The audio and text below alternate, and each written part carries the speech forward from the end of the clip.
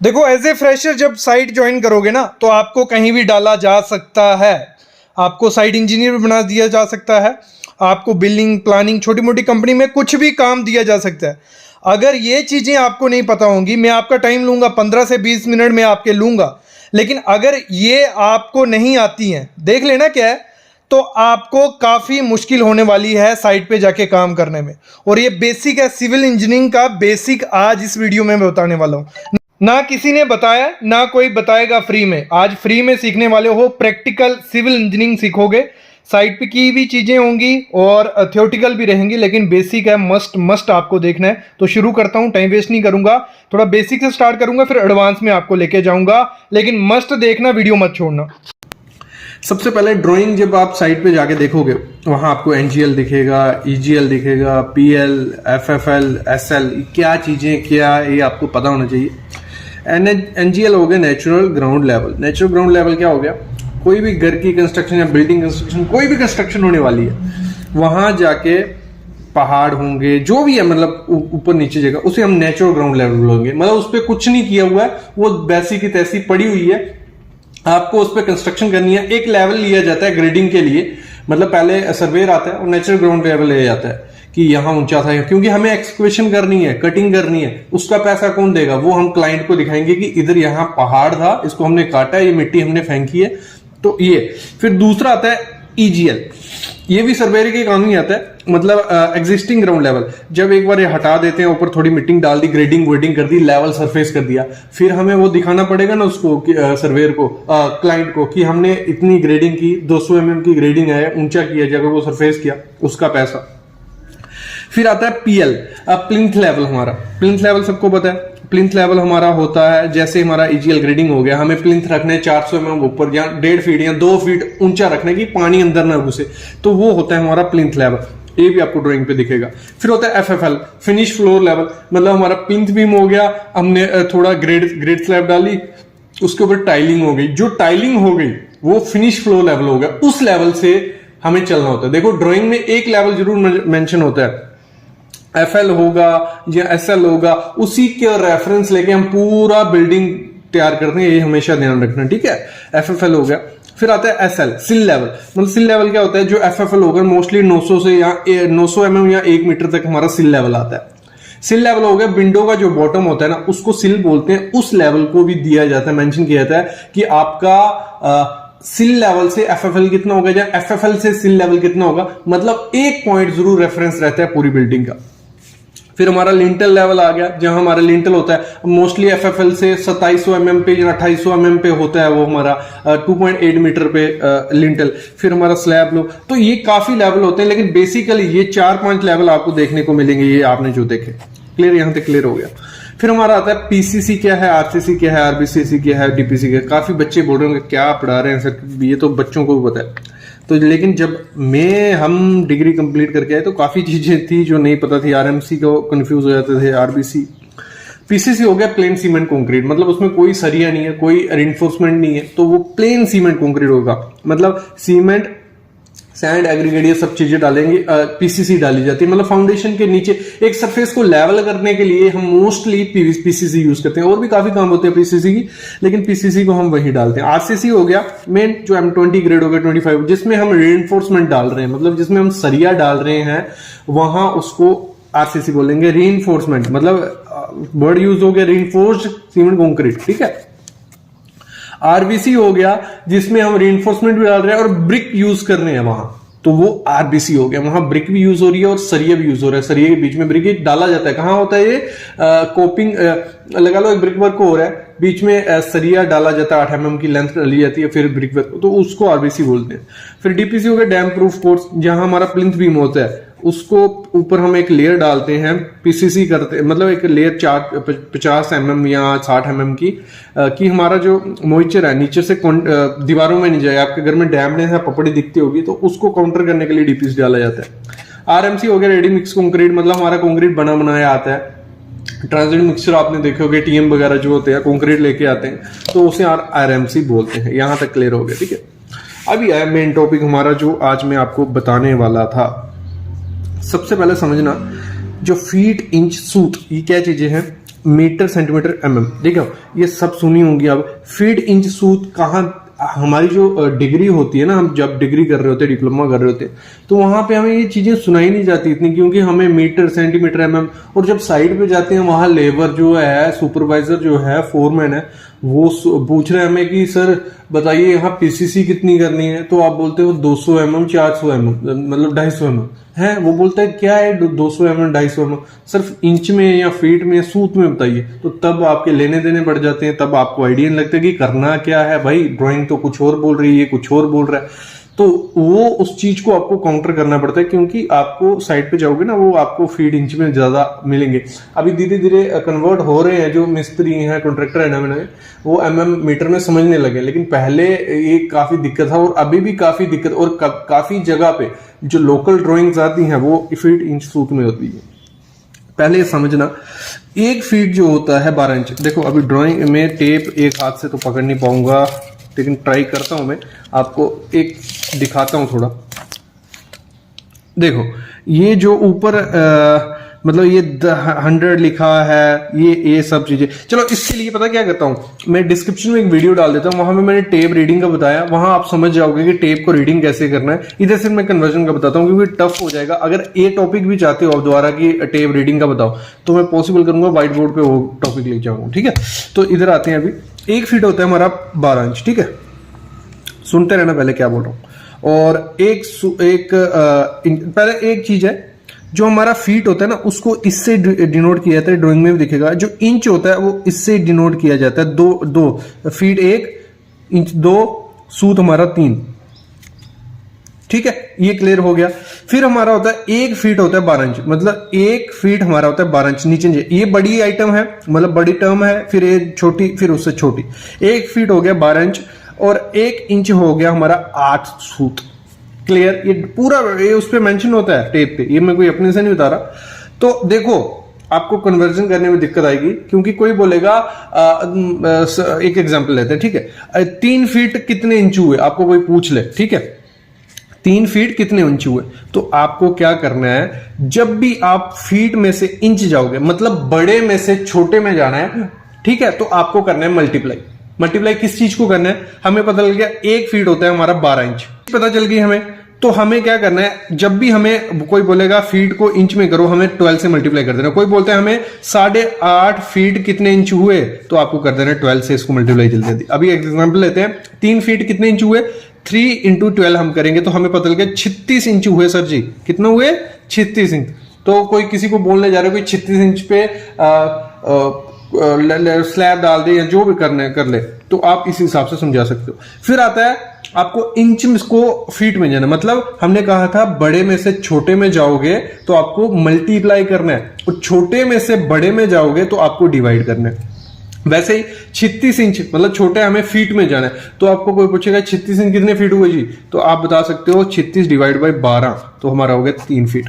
तो इस हिसाब से ये एग्जांपल होती है, मतलब बड़े में से छोटे में जाना है, मल्टीप्लाई करते जाना है। और वैसे ही इंच में सूत में जाना है, अगर इंच में से सूत में जाना है, तो आपको कोई बोले 12 इंच कितने सूत होंगे जी, तो आपको करना है 12 × 8, तो आपको पता चलेगा इतने सूत होंगे। कोई बोलेगा कि जो बताइए 13 सूत में कितने इंच होंगे जी, तो आपको क्या करना है 13 डिवाइड बाय 8, मतलब बड़े में से छोटा मल्टीप्लाई, फिर वही बड़े में से छोटा मल्टीप्लाई। अभी छोटे में से बड़े जाना है हमने, तो पहले हमें इंच में जाना पड़ेगा, 8 से मल्टीप्लाई करेंगे, 1 इंच 8 सूत हो गया। ये क्लियर हो गया। फिर हमारा आते हैं मीटर सेंटीमीटर mm, ठीक है। तो इसमें वही टेक्नोलॉजी, बड़े में से छोटे में जाना है तो मल्टीप्लाई, बड़े में से छोटे मल्टीप्लाई, मतलब 1 मीटर होता है हमारा कितना 100 सेंटीमीटर, और 1 सेंटीमीटर होता है 10 mm के। फिर 1 मीटर होता है 3.28 के। तो 3.28 कहां से आया, इंटरव्यू में क्वेश्चन पूछा जाता। तो इसका आंसर है कि जो अब हम टेप देखेंगे ना, उसमें हमें दिखेगा 3 फुट 3 इंच 3 सूत। ये मैं आपको दिखाता हूं, ठीक है। देखो 1 मीटर है हमारा यहां पे, और मैं बोल रहा हूं कि हमारा 1 मीटर होता है 3.28, ठीक है। 1 मीटर आ रहा है हमारा यहां पे, तो 3 फीट हो गया, हमें 3 फीट तो हो गया, लेकिन 28 कहां से आया। देखो अभी हमारा 3 फीट, फिर आगे हमारा 1 मीटर कहां पे है, 1 2 3, मतलब 3 इंच, तो ये आ गया 3 इंच। मैं पहले अभी इंच का बता देता हूं। देखो इंच जो होता है टेप पढ़ना थोड़ा सीख लेते हैं। तो ये है 37, 38, 39, 40, 41, ये है हमारे इंचेस। क्या है? इंच। मतलब 3 फीट, फिर 1 इंच, 2 इंच, 3 इंच, तो ये आ गया 3 इंच। और अगर किसी को टेप पढ़ना सिखा रहे हो आप, आपका यहां आता है तो कितना हो गया? 37 इंच। अगर आपका कुछ मटेरियल यहां आता है तो 38 इंच। ठीक है, तो 3 इंच ये हो गया। फिर आता है सूत। सूत कौन सा होता है? सूत होता है हमारा, देखो इंच के अंदर सूत आता है, तो वो कौन सा होगा? इसके ये इंच हमारा कहां से कहां? यहां तक। इसके अंदर 8 होते हैं, 1 2 3 4 5 6 7 8, मतलब 8 हमारा सूत होगा। जो बड़ी बड़ी डंडी है ना, ये 8। तो जो हमारा ये हो गया 1 2 3, 3 फीट तो हमें सीधा पता चल गया था, तो 3 इंच हो गया, 1 2 3, ये 3 इंच आ गया। फिर जो हमें सूत गिनना है यहां तक, तो कितने सूत होते हैं? 1 2 और 3, यहां पे आ रहा है तो 3 सूत हो गए। फिर आपको हमको यहां कन्वर्ट करना है, तो सूत में से हमें इंच में जाने के लिए क्या करना पड़ता है? 8 से डिवाइड। ठीक है, तो हम कर देंगे इसको 8 से डिवाइड, तो हम यहां पहुंच जाएंगे, तो हमारा कुछ वैल्यू आएगी 0.33, कुछ 37 कुछ ऐसी वैल्यू आएगी। तो ये इंच में ही था, इसको प्लस कर देंगे 3.3। ठीक है, हमें जाना है फीट में, इसको डिवाइड कर देंगे 12 से, तो इस हिसाब से हमारा 3.28 आ गया। वो है weight of steel. Weight of steel ये तो सबको आता ही होगा फार्मूला, बेसिक फार्मूला है, जो सिविल इंजीनियर स्टार्ट ही किया बनना उसको भी आता होगा, लेकिन मैं इसको भी क्लियर करूंगा, फिर आगे आगे हम बढ़ते जाएंगे टफ की तरफ। तो ये आ गया हमारा एक फार्मूला होता है, अगर मीटर में है, अगर फीट में। वीडियो थोड़ी लंबी होगी, जरूर देखना, जरूर थैंकफुल होंगे इस वीडियो को देखने के बाद, काफी अच्छी वीडियो होने वाली है। तो मीटर के लिए क्या होता है? d² L डिवाइड बाय 162.2 होता है, लेकिन 2 कम लेते हैं, केजी पर मीटर। इसी को फीट में देखें तो d² डिपॉन इधर L होता है 53 केजी पर फीट। अगर मैं इसकी एग्जांपल लेता हूं, आपको मैं पूरा समझाऊंगा, आपको मैं इस पे एक एक वीडियो बना चुका हूं, जो मैं 15 टॉपिक आज आपको बताऊंगा ना, उन पे सब पे एक्सप्लेन ब्रीफली वीडियो है, वो मैं डिस्क्रिप्शन में डाल दूंगा। इसको देखने के बाद वो देखोगे और ज्यादा आपको समझ आ जाएगा। तो ये हो गया डी। क्या था हमारा? अगर हम लें कि 12 mm का सरिया हम यूज कर रहे हैं, डी होता है die of bar. 12 into 12 162 length 1 metre के लिए निकालता हूं मैं पहले। ठीक है, तो वो आ जाएगा हमारा 0.08 केजी पर मीटर। मतलब 1 मीटर अगर 12 mm का सरिया है तो आप कितना हो गया? वो 0.88 केजी होगा वो। अगर 12 मीटर की लेंथ हमारी बेसिकली आती है तो वो कितना हो गया? 10.56 केजी। मतलब 12 मीटर, क्योंकि स्टैंडर्ड लेंथ कितना मार्केट में क्या मिलता है? 12 मीटर का रॉड मिलता है लंबा, तो उसकी हो गई 10.56 केजी। ठीक है, 12 मीटर के सरिये की। अगर फीट में हम बात करें, ये भी सेम निकालना है, डी हमारा डाया बार इंटू 12, ये 12 भी हो जाएगा, इंटू लेंथ 1 मीटर 533, ये आ जाएगा हमारा, कैलकुलेशन में थोड़ी, तो ये हो गया हमारा 0.270 केजी पर फीट। मतलब 1 फीट सरिया कितना हो गया? 0.27। मतलब आपको ना तो कोई वेइंग स्केल चाहिए तोलने के लिए, डायरेक्ट आप इस फार्मूले से निकाल सकते हो। और वैसे ही अगर 40 फीट का होता है 0.270 इंटू 40 फीट कर देंगे, थोड़ा फर्क रहता है इनमें ग्राम का, बाकी सेम आंसर आता है। ये हो गया एक चीज। अभी बढ़ते हैं development length calculation. Development length जो होती है, जो अगर मैं समझाऊं आपको, ये अगर हमारा बीम है, ये कॉलम आ गया, ये बीम आ गया, ये जो एंकरेज लेंथ होती है, मतलब हमें जो किसी भी चीज को हम अगर ऐसे सीधा रखेंगे, अगर कोई रेत है या घी है तो ये उंगली सीधी निकल आएगी, लेकिन अगर हम ऐसे उसको बेंड करके रखेंगे तो खींचने में थोड़ा वो लगता है। वही चीज है, अगर यहां से लोड पड़ेगा तो अगर ये सीधा सरिया होगा तो ये नीचे सीधा निकल आएगा। अगर एंकरेज मिली होगी, मतलब ऐसे लोड डाला, यहां फंसा हुआ होगा, तो वो निकलने में दिक्कत होता है। तो ये लेंथ कितनी रखनी होती है? ये जो डेवलपमेंट लेंथ होती है, यहां से लेके इसके फेस से लेके, ये कैसे निकालते हैं हम? सिंपल फार्मूला है, इसमें मैंने बहुत अच्छी वीडियो बनाई है, अच्छा रिस्पांस मिला, 2 लाख पीपल उसको देख चुके हैं। तो इधर ये होता है, मैं बता देता हूं आपको, ये होता है डाया ऑफ बार, कि कितने एमएम का सरिया है, 10 20 15 सॉरी 10 20 12 25 32 जो भी है। और ये हो गया स्ट्रेस होता है जो हमारा यील्ड स्ट्रेस इन बार। तो वो किस हिसाब से हो गया? जो सरिया आपने देखा होगा उस पर लिखा रहता है FE 415, 550, 500, 600, ये इसकी वो लिखा होता है। तो हमेशा आपको यही लेना है। मतलब डाया बार हम एग्जांपल के साथ समझा देता हूँ, ऐसे वीडियो बना चुका हूं मैं। इस पे 10 mm का बार है, 10 इंटू स्टील हम यूज कर रहे हो 550D, तो 550 फिर 4 नीचे, ऐसे टाउ भी क्या हो गया, ये चीज है, ये आपको मिलेगी IS कोड में। ठीक है, ये IS कोड में मिलेगी। और IS कोड है इसका 456/2000, क्लॉज कुछ 26 पॉइंट कुछ है, वो मैं भूल चुका हूं। तो ये आपको एक तो मैं वीडियो डाल दूंगा डिस्क्रिप्शन में, मैंने जिसमें पूरा आपको ये दिखाया भी है कि कौन सा IS कोड है, उसकी फोटो एक वीडियो साथ अटैच्ड है, वो देख लेना। नहीं तो आपको जाना क्या करना है, civilsitevisit.com आपको सर्च मारना है गूगल पे, वहां आप जाओगे, वहां पे IS कोड का मैंने एक पेज बना के रखा है। फ्री IS कोड मिल जाएंगे, सब IS कोड आपको वहां से अवेलेबल है, तो वो देख के भी आप निकाल सकते हो। टाउ VD आपको कहां से मिलेगा, IS कोड से। बाकी ये चीजें आपको क्लियर होगी। आगे बढ़ते हैं, स्लोप कैलकुलेशन। इस पे 3 वीडियो मेरी आ चुकी हैं, लेकिन स्लोप कैलकुलेशन देखो आपको 1:300 दी होती है, 5% दी होती है, 1:4 दी होती है, 1:50। तो ये है क्या चीज, देखो मैं बता दूं, ये होता है हमारा वर्टिकल। मतलब अगर इसको हम ऐसे बनाएं, ठीक है, 1 इधर, 300 इधर। अगर मैं इसकी एग्जांपल, नहीं तो इस पे 3 वीडियो बनाई है, वो मैं डिस्क्रिप्शन में डाल दूंगा, लेकिन अगर मैं थोड़ा बेसिक आपको समझा देता हूं। क्या सिंपल क्या करना होता है आपको, ये जो होता है ना, इसको कन्वर्ट कर लेना है। ये आ जाएगा 1000 / 300, तो ये हो जाएगा 10 mm। मतलब हर मीटर पे आपको 10 mm स्लो देते जाना है। ये इसका कहने का फंडा। क्लियर? इसके लिए मैं 3 वीडियो डाल देता हूं डिस्क्रिप्शन में। ओके, नेक्स्ट बढ़ते हैं। ये काफी अच्छा है, ये आपको पता होना ही होना चाहिए, मस्ट में बोलूंगा, ये पता होना चाहिए। क्या है, mass equal to volume to density. ये एक ना, मतलब एक हार्ट बोलते हैं ना, इंसान का क्या चीज है जो चलती रहनी चाहिए, हार्ट। तो ये वही चीज है, ये आपको पता ही होना चाहिए। क्या है, mass into volume into density. इससे आप वेट भी निकाल सकते हो किसी मटेरियल का, डेंसिटी, वॉल्यूम। ये बहुत अच्छा फार्मूला, मेरा फेवरेट फार्मूला है ये। अगर इसकी मैं एक एग्जांपल दिखाता हूं, अगर हमें निकालना है बोरी का, एक सीमेंट बैग का, तो चलो एक पहले हम निकाल देते हैं वॉल्यूम कितना होता है सीमेंट बैग का। तो उसके लिए क्या करना पड़ेगा, हमें मास पता होता है बैग का कितना होता है, 50 kg। डेंसिटी हमें पता होता है 1440 सीमेंट की kg/m3। तो ये हो गया वॉल्यूम, हमारा इधर से निकल जाएगा, सिंपल। पर इसको डिवाइड करेंगे तो हमारा कितना आएगा, ये आ गया हमारा 0.034। ठीक है, वॉल्यूम इतना आ गया हमारा, इससे निकल गया। देखो इससे वो भी निकल गया। अगर हमें इसका मास निकालना हो सीमेंट बैग का, तो मास इक्वल टू वॉल्यूम कितना था 0.34 इंटू डेंसिटी कितनी होती है 1440।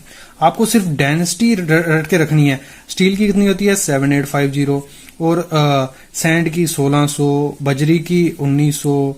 ऐसे डेंसिटीज आपको मिल जाएंगी। इस पे वीडियो बनाया हुआ मैं, डेंसिटी कितनी होती है। तो अगर हम इसको मल्टीप्लाई करेंगे, हम मास मिल जाएगा। अगर कोई स्टील का वेट निकालना है आपको, स्टील का वेट, तो वॉल्यूम निकालने के लिए क्या करना है, अगर आपका एक स्टील की प्लेट है, length, breadth, height, length volume निकालेंगे, लेंथ ब्रेड्थ हाइट करोगे, वॉल्यूम मिल जाएगा। और उसकी डेंसिटी कितनी होती है 7850। तो उस स्टील प्लेट की आप हमें मजे से वॉल्यूम निकाल दोगे कि वो स्टील प्लेट कितनी भारी है बिना उसको तोले हुए। चलो ये हो गया, अभी आगे बढ़ते हैं। ये इंपॉर्टेंट फार्मूला है, इस पे वीडियो बना चुका हूं 2। तो ये क्या कहता है, जो हमारी ट्रेपेजोइडल फुटिंग होती है, अगर मैं बना के दिखाऊं आपको ट्रेपेजोइडल फुटिंग कैसी दिखती है, ये आ गया हमारी ट्रेपेजोइडल फुटिंग। अगर मैं इसको ऐसे दिखाऊं, ठीक है, तो फार्मूला क्या कहता है ट्रेपेजोइडल फुटिंग का, 1/3 ऐसे रहेगा। A1 क्या है, A1 आ गया ये वाला एरिया। अगर ये 1 मीटर लंबा है, ये ऐसे जैसे लेके 1 मीटर, इधर से लेके इधर 1 मीटर, तो ये एरिया आ जाएगा 1 × 1, ये आ गया 1। A2 क्या है, ये नीचे वाला एरिया, ये वाला। अगर ये 2 मीटर है, ये 2 मीटर है, इधर भी 2 मीटर, इधर 2 मीटर, तो A2 क्या आ जाएगा 4। ठीक है, तो ये 1/3, 1 + 4 √ 1 × 4, h क्या आ गया हमारा, ये हाइट, ये जो हाइट होगी फुटिंग की। और नीचे वाला तो सिंपल, जो नीचे वाले फुटिंग रहती है उसका तो लेंथ ब्रेड्थ इंटू हाइट हो जाएगा। तो ये क्लियर हो गया। ये फार्मूला आपको रट के रखना है, और ये फार्मूला आपको मैं वीडियो डाल देता हूं कैसे हम फुल्ली निकालते हैं, उसमें अच्छे से ब्रीफली बड़े अच्छे से बताया मैंने पूरा ब्रीफ करके। इधर नहीं बता सकता क्योंकि ये वीडियो हो जाएगी, अगर मैं सब टॉपिक क्लियर करने लगा ना 1 घंटे की वीडियो हो जाएगी, भाग जाओगे, अब देखोगे नहीं। इसमें मैं फार्मूला क्लियर कर दूंगा, थोड़ा आइडिया दे दूंगा, बाकी आप वहां देखो। अगला है एरिया ऑफ इरेगुलर लैंड। देखो क्या होता है, आपने लैंड कभी सीधी लैंड तो मैंने मोस्टली देखी नहीं है, ऐसे टेढ़ी मेढ़ी लैंड होती है हर जगह। तो इसको कैसे आप मतलब इसका एरिया कैसे निकालोगे, कैसे ये कितना एरिया है कैसे निकलेगा। पहले तो ये लेंथ मिल जाती है हमें, इधर से इधर नाप लिया 2 मीटर हो गया, इधर से इधर, इधर से इधर। फिर हमें ट्रायंगल बनानी होती है इस चीज की, ये ट्रायंगल सॉरी इधर आएगा, ट्रायंगल बन गई, ये ट्रायंगल बन गई, फिर ये ट्रायंगल बन गई, और जितनी ट्रायंगल निकल सकती है ना उतनी ट्रायंगल आप निकाल लो। सॉरी ये स्केयर, इसको रेक्टेंगल ले लो आप, कोई दिक्कत नहीं। तो ये ट्रायंगल बन गई, तो जितनी ट्रायंगल होंगी उतना वो निकाल लेना है। फिर आपको ये फार्मूला, हीरोइन फार्मूला ही इसे हम बोलते हैं। तो एस क्या है, ऐसे ये क्या है, तो इसके लिए क्या करता है, इस एस का फार्मूला होता है ए प्लस बी प्लस सी, और ए प्लस बी सी क्या है, हम इस ट्रायंगल को उठा लेते हैं, ये ट्रायंगल है, ये ट्रायंगल हमारी आ गई। हमने ये नापा हुआ कितना, ए बी सी, तो इन तीनों का ए बी सी ये हमें पता होंगी, इसको डिवाइड कर देंगे तो एस हमारा वो आ जाएगा। तो वैसे ऐसे करते हम पूरे फार्मूला निकाल के हमारा पूरा आ जाएगा। इसमें मैंने वीडियो बनाई है, वो भी डिस्क्रिप्शन में डाल दूंगा, वो देखो। बाकी हीरोइन फार्मूला ये हो गया। नेक्स्ट बढ़ते हैं length of crank bar. Length of crank bar कैसे निकालते हैं, ये भी काफी अच्छी चीज है, ये आपको बिल्डिंग में काम आएगी, साइड पे काम आएगी। ये स्लैब आ गई हमारी, ठीक है, 125 mm की स्लैब है हमारी। तो हमारा क्रैंक बार हम ऐसे प्रोवाइड करते हैं, ऐसे। देखो लेंथ मेन क्या होता है, देखो सरिया आता है हमारा 12 मीटर का, तो हमें साइड पे उसको बेंड करना पड़ता है। तो उसको कटिंग लेंथ निकालने के लिए क्या फार्मूला रहता है, लेंथ प्लस 4.d। अगर ये हमारी है 10 मीटर, ठीक है, तो 0.42d क्या हो गया, इसकी ए लेंथ निकालनी हमने, यहां से लेके यहां तक ये कितनी बेंड होकर कितना लॉन्गेशन होगा, तो वो होता है 0.42d इंटू डी क्या हो गया हमारा, डेप्थ ऑफ स्लैब माइनस ऊपर से कवर नीचे से कवर। इसकी मैं एग्जांपल दे ही देता हूं आपको, 0.42, इस पे वीडियो बनाइए आप देख लेना, इंटू डी हमारा आ गया, अगर 125 mm की स्लैब है, माइनस कवर 25 mm कवर ऊपर से, और माइनस 25 mm नीचे से। ऐसे इसमें सरिया माइनस करते वो नहीं करेंगे हम, क्योंकि वो साइड पे प्रैक्टिकली नहीं पॉसिबल है। 0.42d इंटू 75 ये हो गया, मतलब 31 m हमें एक्स्ट्रा उस सरिया में जोड़ना पड़ेगा, जो भी हम लंबा अगर लेते चल रहे। 10 मीटर है ना, 10 मीटर पॉइंट प्लस 0.031 उसमें ऐड करके लेके चलना पड़ेगा। ये कटिंग लेंथ हमारी उस सरिये की होगी। क्लियर। अभी डेप्थ ऑफ फाउंडेशन हमें निकालना हो कि हमें ये फाउंडेशन हमारी किसी घर की, तो इसकी कितनी डेप्थ होगी वो कैसे निकालेंगे। तो उसके लिए क्या होता है, फार्मूला होता है P/W 1 minus sine theta divide by 1 plus sine theta upon 2 square, ऊपर स्क्वायर होता है। डी हो गया डेप्थ, पी हो गया हमारा क्या होता है, पी लोड, कि उस फाउंडेशन पे लोड कितने आने वाला है। ये कॉलम है, नीचे फाउंडेशन हमने गहरी करनी है, एक कॉलम, फिर उसके ऊपर कितनी दीवारें, ये सब उसमें मतलब उस फाउंडेशन पे कितना लोड आने वाला है, वो लोड डिवाइड बाय जो डेंसिटी होती है सॉइल की। मैंने जैसे कहा आपको डेंसिटी हर सॉइल की पता होनी चाहिए। इधर कोई सी ब्लैक सॉइल है, कोई सी सॉइल है ब्लैक कॉटन है, रेड है, उसकी डेंसिटी आपको नेट से मिल जाएगी या आपके बुक्स में भी होती है वो फिर 1 माइनस साइन थीटा, ये होता है angle of repose, angle of repose. इसके लिए ये ना पूरा टॉपिक है ये, इसकी मैं वीडियो डिस्क्रिप्शन में दे देता हूं, उसमें आपको अच्छे से समझ आ जाएगी, बाकी फार्मूला आपको पता चल गया कि क्या है। नेक्स्ट है एरिया ऑफ कॉलम फुटिंग। अगर हमें एरिया निकालना हो, इस पे 2 वीडियो बना चुका हूं मैं, एरिया निकालना हो कि कितने बाई कितने की फुटिंग होनी चाहिए, लेंथ बाय ब्रेड्थ, कितने बाई कितने की फुटिंग होगी, कैसे निकालेंगे।